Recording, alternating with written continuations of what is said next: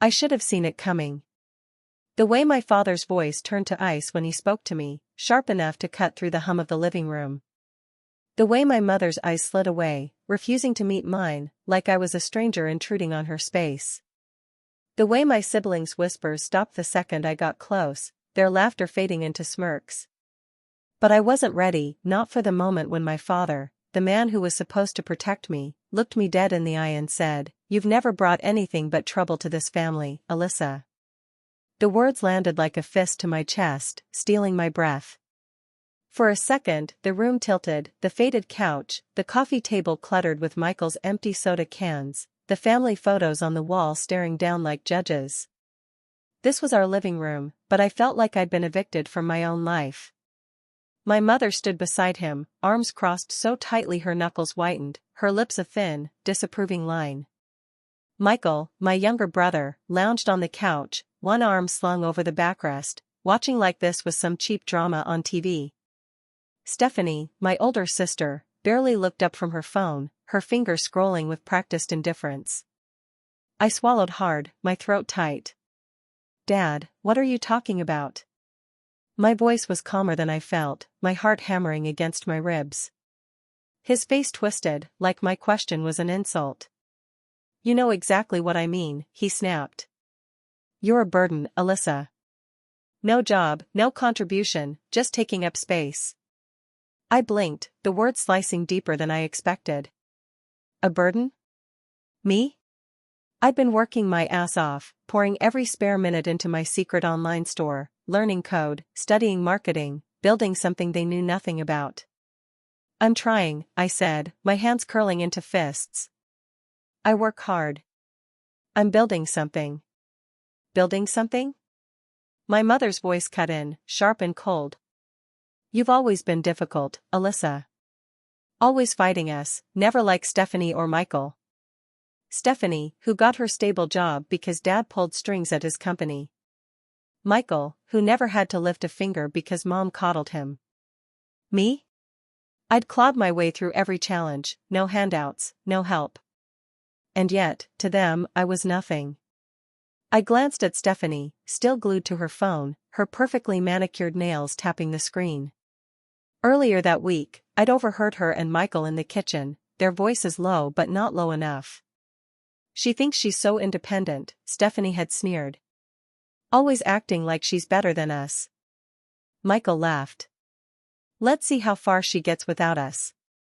I hadn't confronted them then, but it stung, knowing they'd been plotting to push me out, jealous of the life I was trying to build. Now, here they were, silent allies in Dad's attack. My father shook his head, his sigh heavy with exasperation. "We've given you every chance, Alyssa. A roof, food, support. And you've thrown it all away, chasing pipe dreams."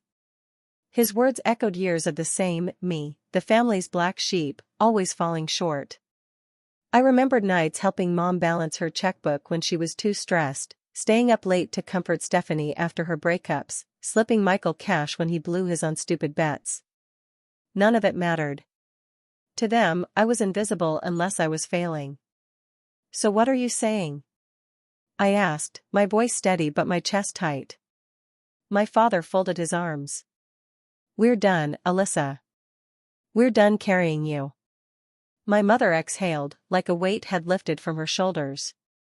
"You should leave," she said, her voice flat, final. My heart slowed, the room blurring at the edges. They were serious. This wasn't just anger or a bad day. They were disowning me. For a moment, my mind flashed to my childhood, sitting at the dinner table, ignored while Stephanie bragged about her grades or Michael charmed everyone with his grin. I'd tried so hard to be enough, to earn their approval, but I was always the afterthought. Now, they were cutting me loose. I straightened my shoulders, refusing to beg. "Fine," I said, my voice cold.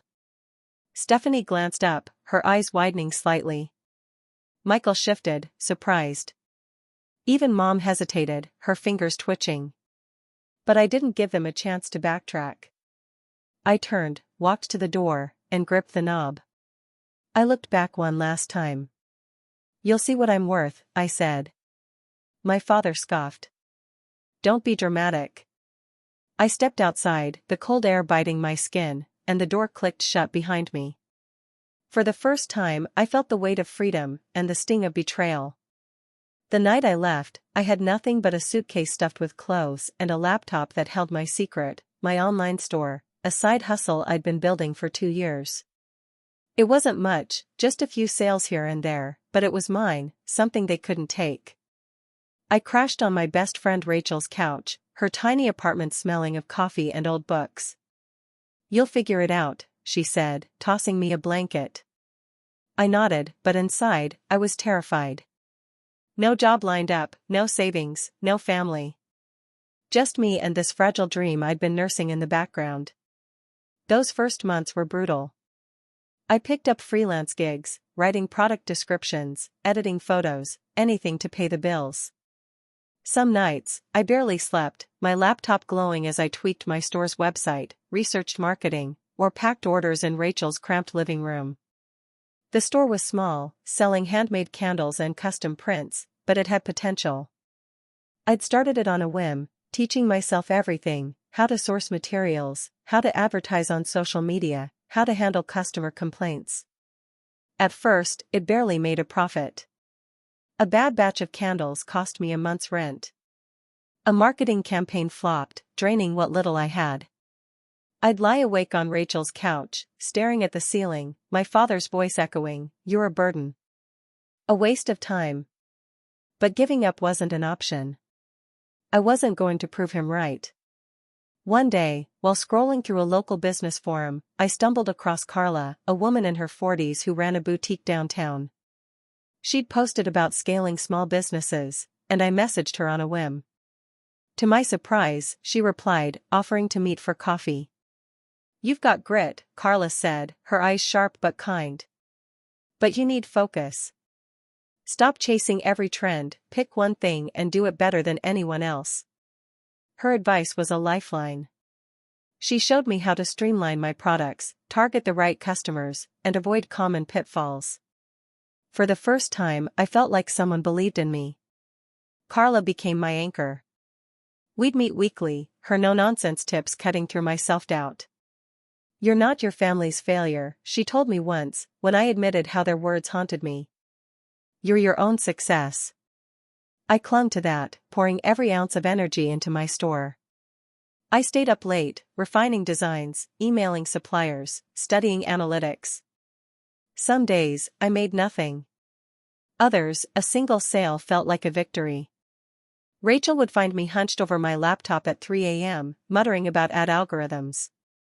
"You're gonna burn out," she warned. But burning out wasn't the problem, giving up was. Slowly, things shifted.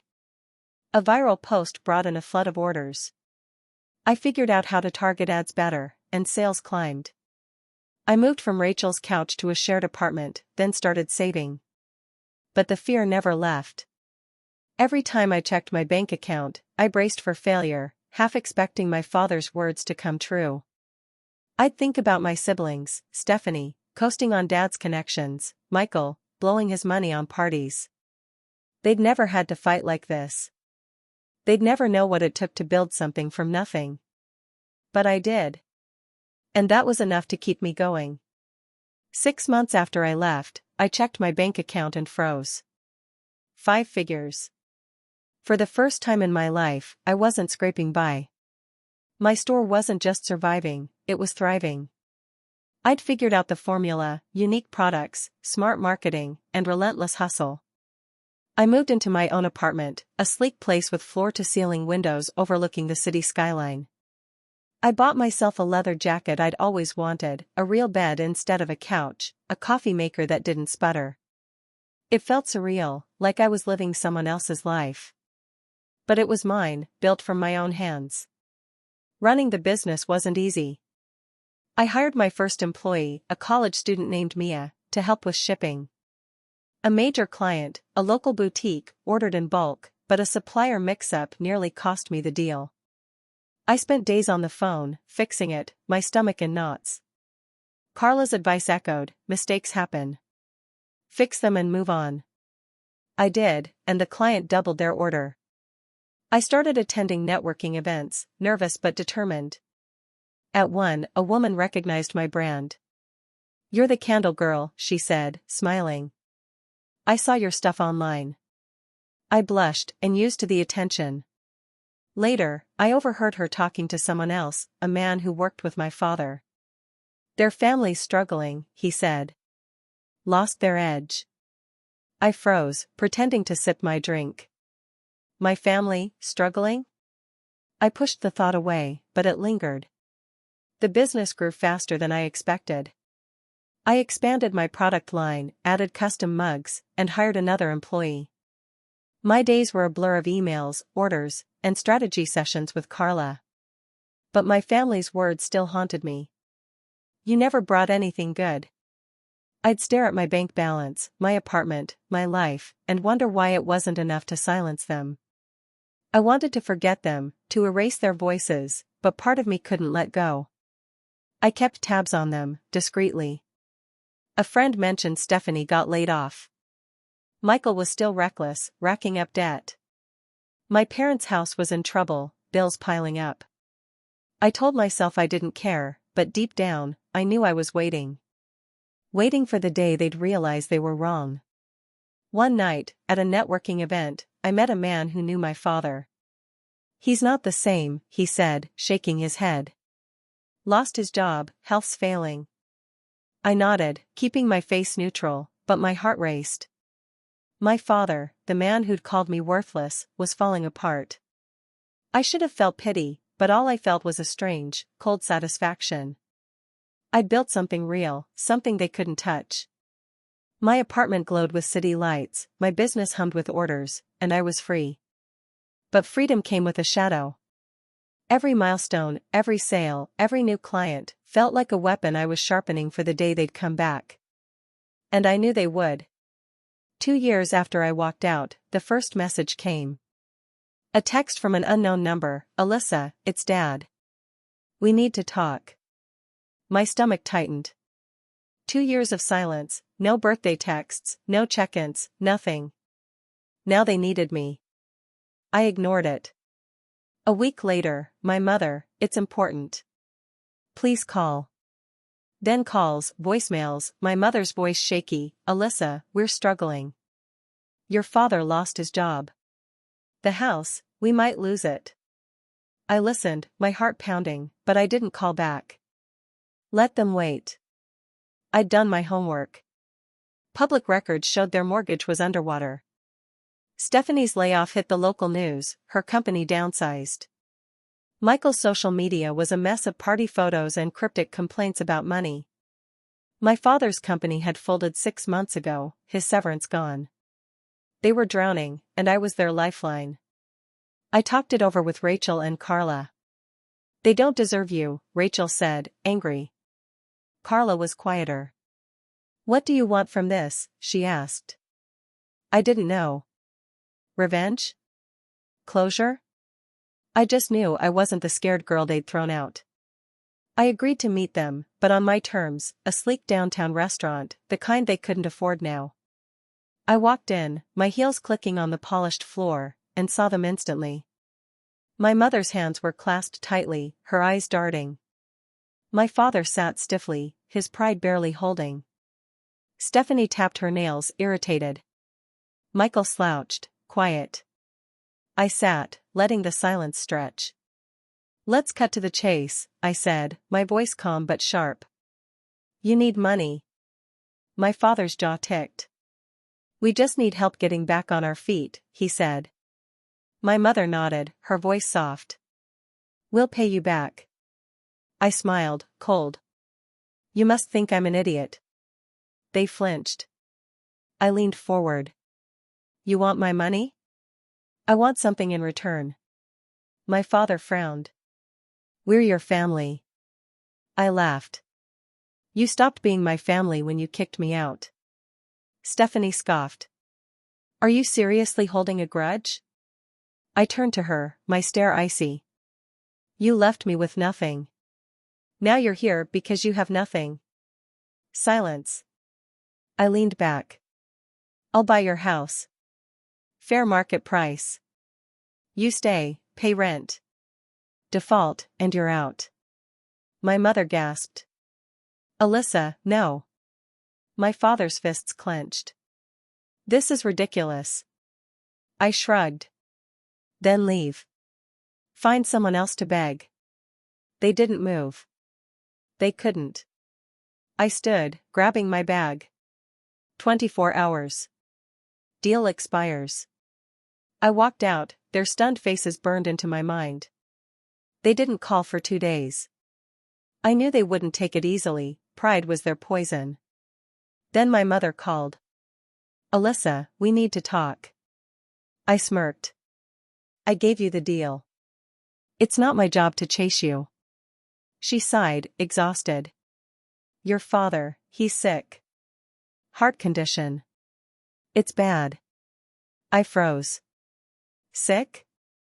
The man who'd towered over me, who'd called me worthless, was frail? Why tell me now? I asked.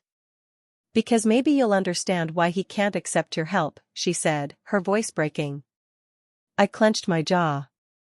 He'd rather lose everything than admit he needs me? Pathetic. I gave them another 24 hours. No more. The next day, Stephanie texted, Dad signed the papers. I exhaled, a hollow victory settling in. They'd caved. We met at my lawyer's office, the house now mine. My father wouldn't look at me, his signature angry on the page. My mother looked defeated, my siblings silent. They'd realized I wasn't the Alyssa they'd discarded. I was more. A week later, Michael texted, Dad isn't doing well. You should come by. I stared at the message, the weight of it sinking in. I'd won, power, success, control, but it didn't feel like I'd imagined. I drove to their house, smaller now, worn. My mother opened the door, her eyes wide. Alyssa. I stepped inside, the living room unchanged but foreign. It was mine now, legally, but it didn't feel like home. I found my father in his room, sitting by the window. He looked older, thinner, a shadow of the man who'd disowned me. So you came, he said, his voice weak. Didn't think you'd waste your time. I crossed my arms. Funny. You said I was the one wasting time. He flinched, his lips pressing together. I wanted him to say it, to admit he was wrong, but he just sighed. Here to gloat? I tilted my head. Would it matter? Before I could stop myself, I placed a paper on his nightstand, the house deed, signed over to Mom. His eyes widened. What's this? I shrugged. It's yours. Figure out the rest. He stared, stunned. Why? I paused, the question heavy. Because I don't need this anymore. Real power isn't control, it's knowing I don't have to prove anything to you. I walked out, past my mother, past the house that wasn't mine anymore. I drove home, windows down, the city air cool against my skin. I'd spent years chasing their approval, then years proving I didn't need it. I'd built a business, a life, a future. They were suffering, not because of me, but because of their choices. Their pride had kept them small, but I was free. I launched a new product line that week, my office buzzing with plans. I wrote a letter to my younger self, you are enough. And for the first time I believed it.